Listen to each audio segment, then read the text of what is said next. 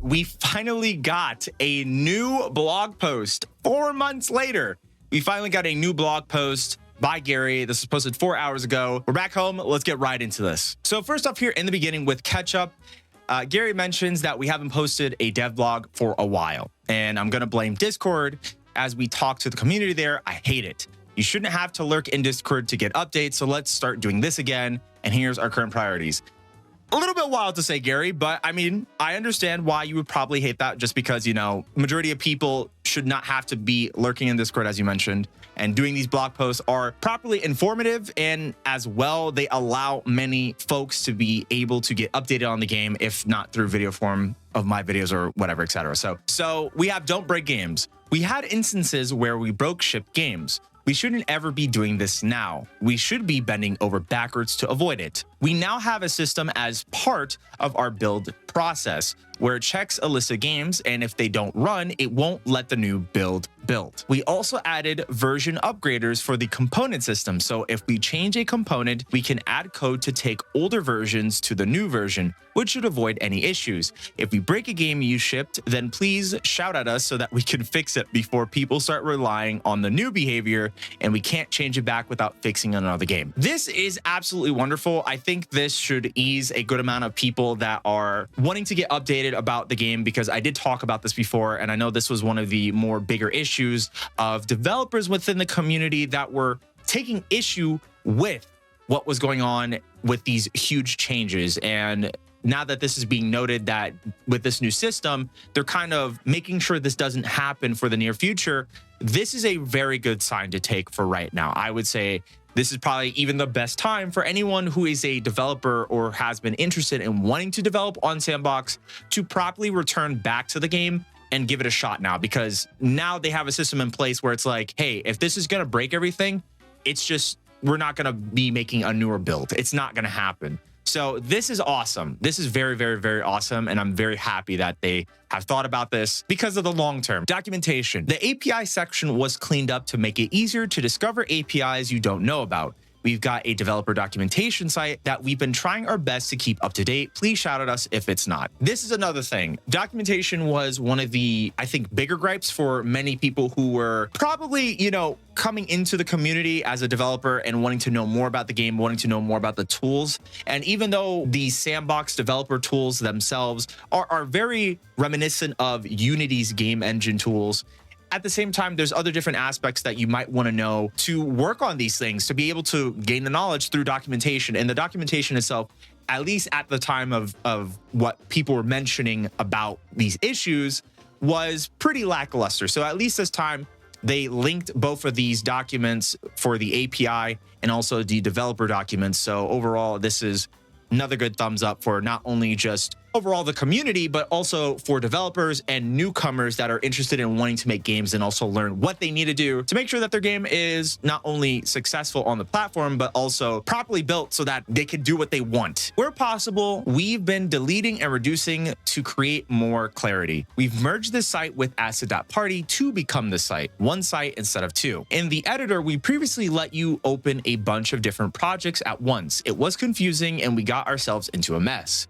You can now open one project at a time, and this aligns with expectations and simplifies everything massively. Again, so far from this blog post, I have to say, they're just kind of mentioning all these things. Again, it's stacking. All the pluses are stacking. So this is absolutely wonderful. Let's go into libraries. We added a library system. Instead of downloading some compiled assembly from somewhere and not being able to edit it, we opted to download source code into your project folder. This has a few advantages, like you can view the code so you know how to use it, and you can edit the code if it's not doing what you want. And finally, it's never going to change without you changing it. Moving forward, refining.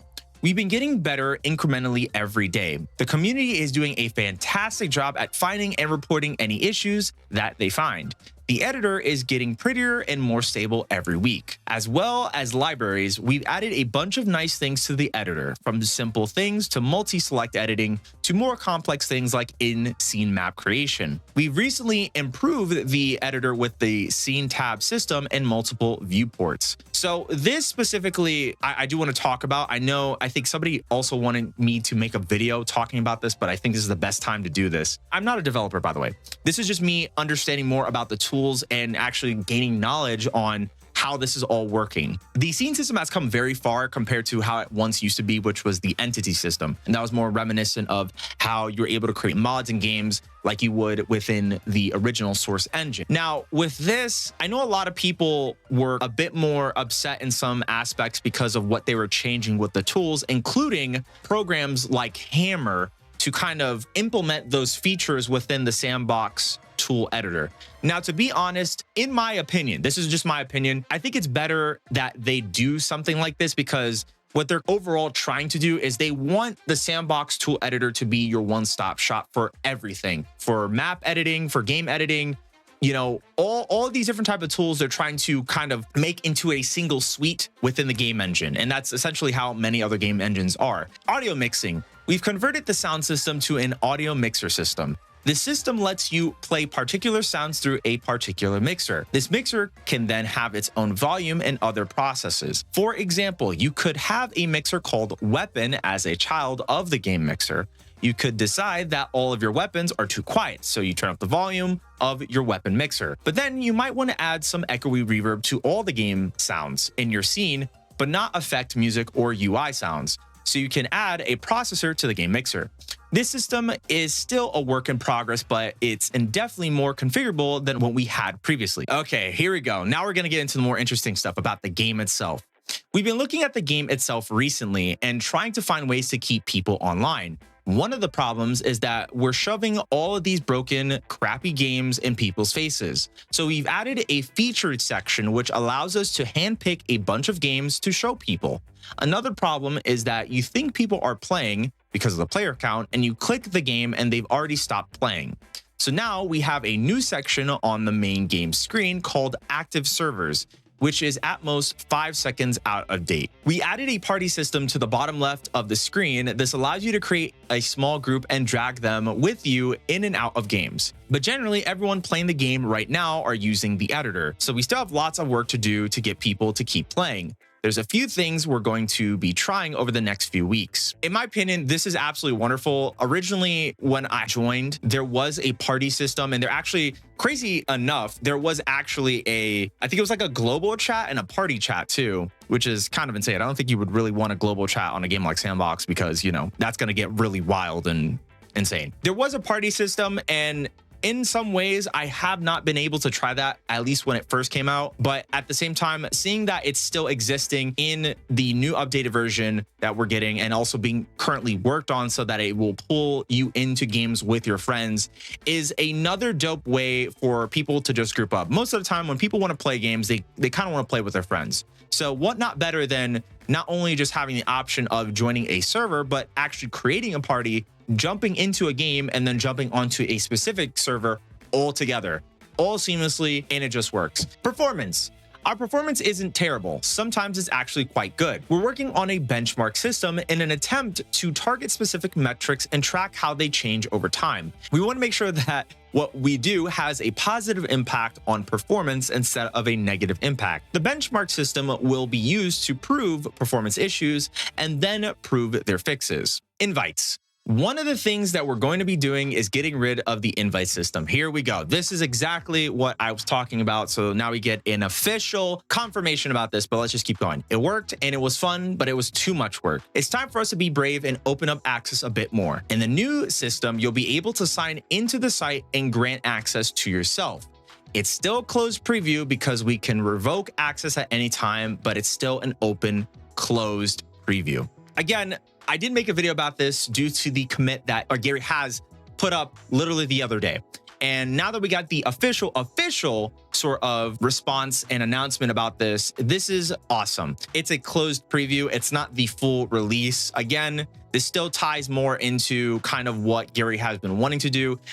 I think in my opinion, it makes more sense because Gary's kind of torn between, well, we do want people to be able to go through and play the game, but at the same time, while this is going on, there's also the idea that the game itself is still not finished and being worked on. So why don't we just go and open it and allow there to be more people so that we can work on certain features like the party system or maybe network, infrastructure, whatever it might be. And this allows them to do that. This is absolutely wonderful. I'm very, very excited about this. It mentions that in the new system, you'll be able to sign into the site and grant access to yourself. For right now, this is all we really have. It's very nice to see that Face Punch and Gary are kind of really starting to kind of keep it tight knit with more of the features and also try not to break things as an end result of people kind of getting turned off. They do want more people to be able to play test games, to be able to make games for the platform, and do so within an environment that will allow people to do that without just nuking everything.